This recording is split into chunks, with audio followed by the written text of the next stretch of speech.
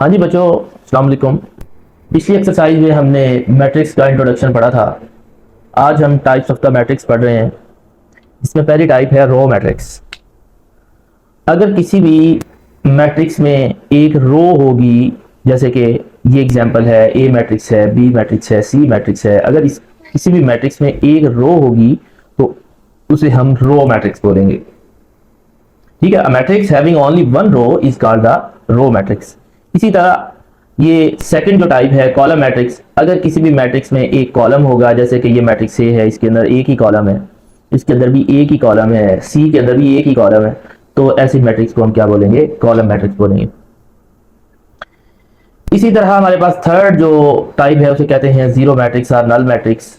अगर किसी मैट्रिक्स के सारे एलिमेंट्स जो हैं वो क्या होंगे? सिफर होंगे। अगर किसी मैट्रिक्स के सारे एलिमेंट्स जो हैं वो सिफर होंगे तो उस मैट्रिक्स को हम क्या बोलेंगे? जीरो मैट्रिक्स और नल मैट्रिक्स। आगे आ जाती है स्क्वायर मैट्रिक्स। स्क्वायर मैट्रिक्स में अगर हमारे पास किसी मैट्रिक्स की रोज एंड कॉलम सेम हो तो उसे हम क्या कहते हैं? Square matrix. जैसे देखें, इधर हमारे पास 3 रोज हैं और 3 ही कॉलम्स हैं, तो जो ए मैट्रिक्स है वो क्या होगी? स्क्वायर मैट्रिक्स होगी। ठीक है, तो a matrix in which number of rows is equal to the number of column is called square matrix. आगे फिफ्थ नंबर पर है रेक्टेंगुलर मैट्रिक्स। अगर किसी मैट्रिक्स में रोज और कॉलम सेम नहीं होंगे तो उसे हम क्या बोलेंगे? रेक्टेंगल। जैसे लेंथ एंड विड्थ सेम नहीं होती रेक्टेंगल में, ऐसे ही ऐसी मैट्रिक्स जिसमें रोज एंड कॉलम सेम नहीं होंगे उसे हम रेक्टेंगुलर मैट्रिक्स कहेंगे। जैसे देखें, इस मैट्रिक्स के अंदर एक रो है और 2 कॉलम है, इसके अंदर 2 रोज हैं और 1 कॉलम है, इसके अंदर 2 रोज हैं और 3 कॉलम्स हैं। तो जब रोज और कॉलम सेम नहीं होंगे तो ऐसी मैट्रिक्स को हम रेक्टेंगुलर मैट्रिक्स बोलेंगे। इसके बाद आ जाती है डायगोनल मैट्रिक्स। डायगोनल मैट्रिक्स एक स्पेशल किस्म की मैट्रिक्स है। देखें, ये एक स्क्वायर मैट्रिक्स जो है वो होगी स्क्वायर मैट्रिक्स। ठीक है, स्क्वायर मैट्रिक्स कौन सी होती है? जिसमें रोज और कॉलम क्या होते हैं? सेम होते हैं। लेकिन if at least any one of the element in the main diagonal is zero. Diagonal elements क्या होते हैं? ये जो एलिमेंट्स हैं इनको हम क्या बोलते हैं? डायगोनल एलिमेंट्स बोलते हैं। ठीक है, इसमें से कम से कम एक जीरो नहीं होना चाहिए, एक जीरो नहीं होना चाहिए। बाकी सारे एलिमेंट्स क्या हो? ये डायगोनल एलिमेंट्स के अलावा बाकी सारे जीरो हो, लेकिन डायगोनल में कम से कम एक एलिमेंट जो है वो जीरो नहीं होना चाहिए। ये डायगोनल मैट्रिक्स है। ये भी बी मैट्रिक्स जो है, देखें, ये डायगोनल एलिमेंट्स जो हैं ये जीरो नहीं है, लेकिन डायगोनल के अलावा जो एलिमेंट्स हैं वो क्या हैं? जीरो हैं। तो ऐसी मैट्रिक्स को हम क्या बोलते हैं? डायगोनल मैट्रिक्स बोलते हैं। ठीक है, इसके बाद डायगोनल मैट्रिक्स के आगे आ जाती है जी स्केलर मैट्रिक्स। स्केलर मैट्रिक्स जो है ये एक डायगोनल मैट्रिक्स की टाइप है जिसके अंदर जो है डायगोनल के एलिमेंट सेम हो। अगर डायगोनल के एलिमेंट सेम होंगे तो इसे स्केलर मैट्रिक्स बोलेंगे। अगर जैसे यहाँ पर 2 है, यहाँ पर 5 है, और ये भी एक जो है स्पेशल किस्म की डायगोनल मैट्रिक्स है, तो जिसके अंदर जो है ये स्केयर भी हैं और डायगोनल मैट्रिक्स भी हैं जिसमें डायगोनल एलिमेंट्स सेम है। इसके बाद नेक्स्ट टाइप आ जाती है एक डायगोनल मैट्रिक्स की एक टाइप है जिसे हम जो है आइडेंटिटी मैट्रिक्स कहते हैं। अगर हमारे पास जो डायगोनल के एलिमेंट्स 1 हो और बाकी सिफर हो तो ऐसी मैट्रिक्स को हम आइडेंटिटी मैट्रिक्स और यूनिट मैट्रिक्स बोलते हैं।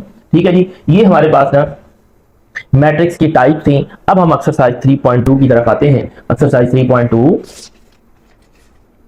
उसका पहला क्वेश्चन है जी। एक्सरसाइज 3.2 का कहता है from which of the following matrix identify unit matrix, row matrix, column matrix और नल मैट्रिक्स। अब देखें जी, ये हमारे पास जो मैट्रिक्स ए है, ये इसके अंदर एक ही रो है, तो ये कौन सी मैट्रिक्स होगी जी? Row matrix. ठीक है, इसके अंदर हमारे पास ये देखें, अब मैंने बोला था कि अगर किसी भी मैट्रिक्स के अंदर एलिमेंट सिफर होंगे तो इसे हम क्या बोलते थे? इसको हम नल मैट्रिक्स बोलते थे। क्या बोलते थे जी? Null matrix. अब देखें, ये जो मैट्रिक्स है ये एक डायगोनल मैट्रिक्स की टाइप है जिसके अंदर डायगोनल एलिमेंट्स 1 है, तो इसको हम यूनिट मैट्रिक्स कहते थे। यूनिट मैट्रिक्स या आइडेंटिटी मैट्रिक्स। ये हमारे पास सारे एलिमेंट्स 0 हैं तो इसको भी हम क्या बोलेंगे? Null matrix. Null matrix. ये हमारे पास इस मैट्रिक्स के अंदर एक ही कॉलम है तो इसे कॉलम मैट्रिक्स बोलेंगे। इसके अंदर भी एक ही कॉलम है तो ये भी एक कॉलम मैट्रिक्स है। ठीक है जी, इसके बाद सेकंड क्वेश्चन है कहता है identify type of the given matrix, row, column, square and rectangular matrix. ठीक है, यहाँ पर हमने ये उसके साथ मिलता जुलता ही क्वेश्चन है। रो बतानी है, कॉलम बताना है और स्क्वायर एंड रेक्टेंगुलर मैट्रिक्स। हाँ, ये हमारे पास जो है क्वेश्चन नंबर 2 के अंदर ये हमारे पास जो मैट्रिक्स है इसका एक ही कॉलम है तो इसे हम क्या बोलेंगे? Column matrix. ये हमारे पास देखें इसकी रोज और कॉलम सेम है तो इसको स्क्वायर मैट्रिक्स बोलेंगे, ठीक है। बी को, ये स्क्वायर मैट्रिक्स है, ये कॉलम मैट्रिक्स है। इसके अंदर रोज और कॉलम सेम नहीं है सी के अंदर, तो ये मैट्रिक्स क्या होगी, रेक्टेंगुलर मैट्रिक्स, ठीक है। इसके अंदर रोज और कॉलम सेम है डी के अंदर, तो ये क्या होगी, एक स्क्वायर मैट्रिक्स होगी, ठीक है। इसके साथ बच्चों ये जो ई है इसके अंदर रोज कितनी है, 3 है और कॉलम 2 है, तो ये कौन सी मैट्रिक्स होगी, एक रेक्टेंगुलर मैट्रिक्स होगी, ठीक है। इसके बाद ये इस एफ के अंदर एक ही रो है तो इसको हम क्या बोलेंगे, ठीक है, इसको हम रेक्टेंगुलर को आर ई से रिप्रेजेंट कर देते हैं, ठीक है, और रो मैट्रिक्स को आर से रिप्रेजेंट कर देते हैं, ठीक है। ये हमारे पास इसके अंदर रोज और कॉलम सेम है तो ये एक स्क्वायर मैट्रिक्स होगी। और बच्चों ये जो मैट्रिक्स है इसके अंदर रोज कितनी है, 3 है और कॉलम कितने हैं, 2 हैं, तो ये एक रेक्टेंगुलर मैट्रिक्स होगी, ठीक है जी। इसके बाद क्वेश्चन नंबर 3 आ जाता है, सेम एज जो है, जो हम मैट्रिक्स मैट्रिक्स की टाइप्स पढ़ी थी कि अब हमने आइडेंटिफाई करना है जी डायगोनल मैट्रिक्स, स्केलर मैट्रिक्स और यूनिट मैट्रिक्स को। अच्छा बच्चों, अगर किसी भी स्क्वायर मैट्रिक्स के डायगोनल एलिमेंट्स 1 हो तो उसे हम क्या बोलते थे, यूनिट मैट्रिक्स, ठीक है। और अगर डायगोनल एलिमेंट 1 के अलावा कोई और नंबर हो, सेम हो, तो उसे हम क्या बोलते थे स्केलर, उसे क्या बोलते थे, स्केलर। इसे एस सी से जाहिर कर देते हैं, ठीक है। अच्छा, अगर हमारे पास डायगोनल में के एलिमेंट्स में, जब हम डेफिनेशन पढ़ रहे थे डायगोनल एलिमेंट्स की, डायगोनल मैट्रिक्स की, तो डायगोनल में एक एलिमेंट जो है वो सिफर नहीं होना चाहिए, तो ऐसी मैट्रिक्स को हम डायगोनल मैट्रिक्स बोलते थे। ये डायगोनल मैट्रिक्स है, ठीक है जी। अच्छा, इसके बाद नेक्स्ट ये जो हमारे पास क्वेश्चन है,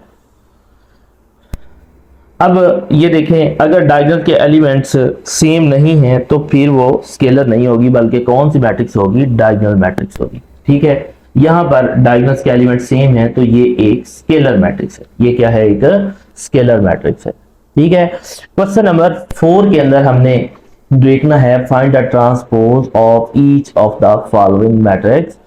हमने जी इसका ट्रांसपोज देखना है।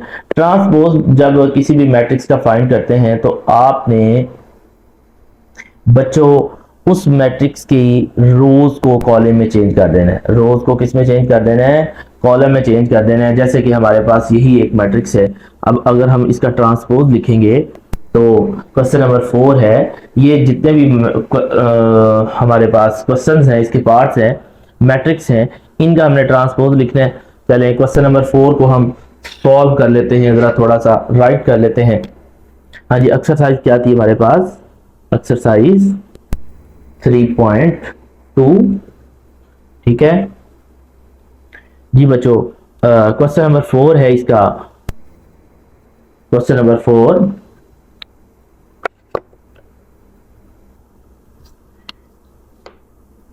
ए मैट्रिक्स है 2 3 4 एंड 5। इसका ट्रांसपोज फाइंड करेंगे तो ट्रांसपोज में हम क्या करते हैं जी, ये जो रो है, फर्स्ट रो है, इसको हमने कॉलम में चेंज कर देना है। ये रो है जो सेकंड रो है, इसका हमने कॉलम बना देना है। ये हमारे पास क्या आ गया जी, ट्रांसपोज आ गया। इसी तरह हमारे पास जो बी मैट्रिक्स है, B is equal to 3 7 and 6, हमने इसका ट्रांसपोज फाइंड करना है।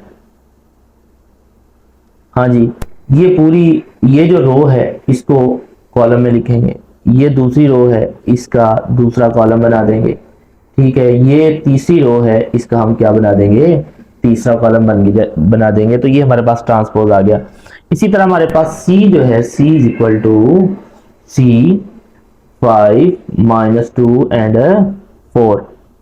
ये जो रो है इसका जब हमने ट्रांसपोज लिखना है सी मैट्रिक्स का, तो ये जो रो है इसको हम पूरा क्या बना देंगे, कॉलम बना देंगे। Understand.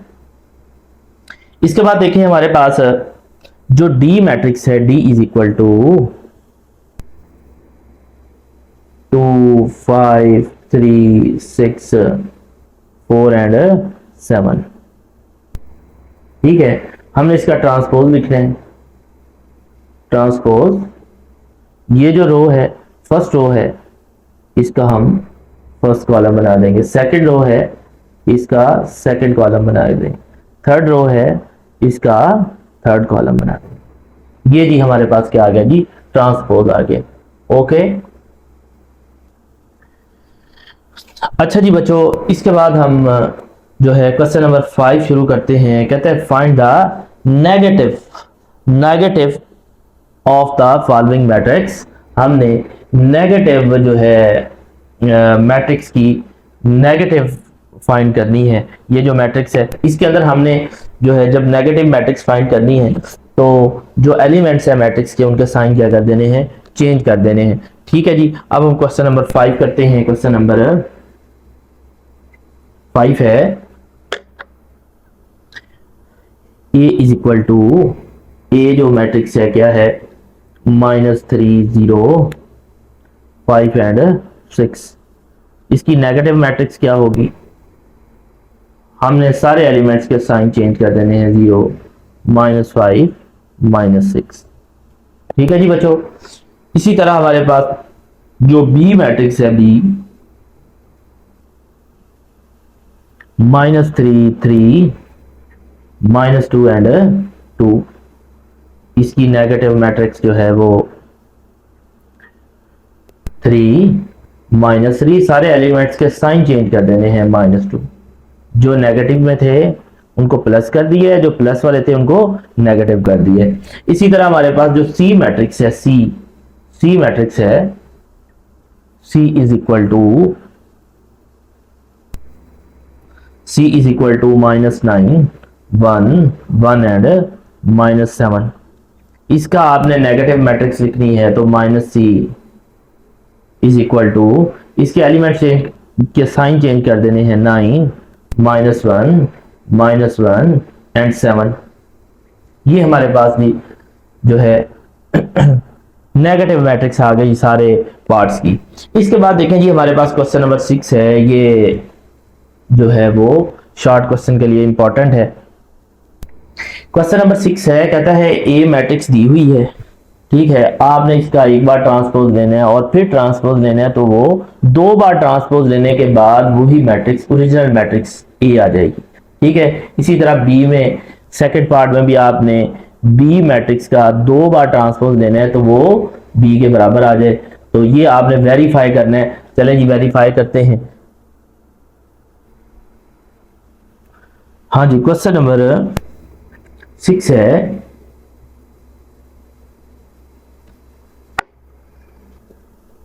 a is equal to 2 3 4 and 5। अब आपने वेरीफाई करना है, verify A transpose whole transpose is equal to A. ठीक है जी, अब हम ये वेरीफाई करेंगे, 2 बार ट्रांसपोज लेंगे मैट्रिक्स ए का। तो पहली बार ट्रांसपोज ले लिया तो ट्रांसपोज में क्या करते थे, ये जो रो है इसको कॉलम में लिख देना है आपने, सेकंड रो को कॉलम में लिख दिया। ठीक है, इसी के साथ ही फिर आपने ट्रांसपोज ले लेना है इसी का, ये जो रो है इसको आप कॉलम में लिखेंगे और सेकंड रो को भी आप कॉलम में लिखेंगे। आप देख रहे हैं कि ये दोबारा जो है वही मैट्रिक्स ए आ गई है, तो ये हमारे पास वेरीफाई हो गया जी, इज इक्वल टू ए। ठीक है, अब हम इसका सेकंड पार्ट करते हैं जिसके अंदर हमारे पास क्या है जी, b is equal to 7 6 5 and 8। ठीक है, अब आपने वेरीफाई क्या करना है, verify B transpose whole transpose is equal to B. ठीक है बच्चों, अब हम इसका ट्रांसपोज लेंगे, पहली बार ट्रांसपोज लेंगे, ये रो है इसको कॉलम में लिखेंगे 7 6, सेकंड रो को कॉलम में लिखेंगे। ठीक है, इसके बाद अब हमने दोबारा फिर इसका ट्रांसपोज लेना है, B transpose whole transpose is equal to, ये वाली रो है इसको कॉलम में लिखेंगे, ये सेकंड रो है इसको हम क्या लिखेंगे, कॉलम में लिखेंगे। तो ये वही मैट्रिक्स जो बी आ गई है, B transpose whole transpose is equal to B. ठीक है जी, अंडरस्टैंड। क्वेश्चन नंबर 7 शुरू करने से पहले हम एक और कंसेप्ट देखेंगे कि जिसे हम कहते हैं सिमेट्रिक मैट्रिक्स। सिमेट्रिक मैट्रिक्स क्या होती हैं? ऐसी मैट्रिक्स जिसका हम ट्रांसपोज लें, जैसे ये मैट्रिक्स है, बुक की एग्जांपल है, तो इसकी रो को कॉलम में चेंज करेंगे, सेकंड रो को कॉलम में चेंज करेंगे, तो आप देख रहे हैं कि ये वही मैट्रिक्स ए आ गई है। तो ऐसी मैट्रिक्स को जिसकी रो को कॉलम में चेंज करें वही मैट्रिक्स आ जाए तो इसको हम सिमेट्रिक मैट्रिक्स बोलते हैं। लेकिन अगर हम दूसरी इसकी टाइप है स्क्यू सिमेट्रिक मैट्रिक्स। अगर हम देखें जी, ये मैट्रिक्स है बी, इसकी रो, ये जो रो है इसको कॉलम में चेंज किया, ठीक है, तो देखें आप ना, और दूसरी रो को कॉलम में चेंज किया, लेकिन ये उसके बराबर नहीं है। ये देखो, यहाँ पर -5 है, यहाँ पर 5 है, यहाँ पर 5 है, और यहाँ पर ट्रांसपोज देने के बाद -5 आ गया। लेकिन अगर हम इसमें से माइनस कॉमन ले लें, माइनस क्या ले लें, कॉमन ले लें, तब ये इसके बराबर हो जाए, तो ऐसी मैट्रिक्स को हम क्या बोलते हैं? Skew symmetric matrix. अगर हम ट्रांसपोज लें उसके बराबर आ जाए तो इसको सिमेट्रिक मैट्रिक्स बोलते हैं। लेकिन अगर माइनस कॉमन लेने के बाद वो बराबर आए तो इसे हम स्क्यू सिमेट्रिक मैट्रिक्स बोलते हैं। ठीक है जी, चलें जी, अब हम क्वेश्चन नंबर 7 करते हैं। क्या है जी question number 7?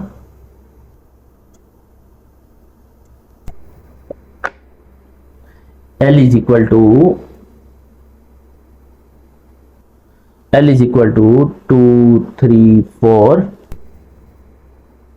3 minus 2 and 5, 4, 5 and 0। ये हमारे पास एक मैट्रिक्स आ गई। हमने इसकी सिमेट्रिक मैट्रिक्स फाइंड करनी है, तो अब हमने इसका क्या ले लेना है? ट्रांसपोज। इसका हम ट्रांसपोज लेंगे, जी। जो ये रो है इसको कॉलम में चेंज करेंगे, 2, 3 एंड 4। ये जो रो है इसको कॉलम में चेंज करेंगे, -2 एंड 5। ये जो थर्ड रो है इसको कॉलम में चेंज करेंगे, 4, 5 एंड 0। ठीक है, तो अब देख रहे हैं कि ये वही मैट्रिक्स आ गई। ट्रांसपोज लेने के बाद ये वही मैट्रिक्स एल मैट्रिक्स ही आ गई है, तो ऐसी मैट्रिक्स को हम क्या बोलेंगे? Symmetric matrix. ठीक है, सिमेट्रिक मैट्रिक्स, सिमेट्रिक मैट्रिक्स। ठीक है जी।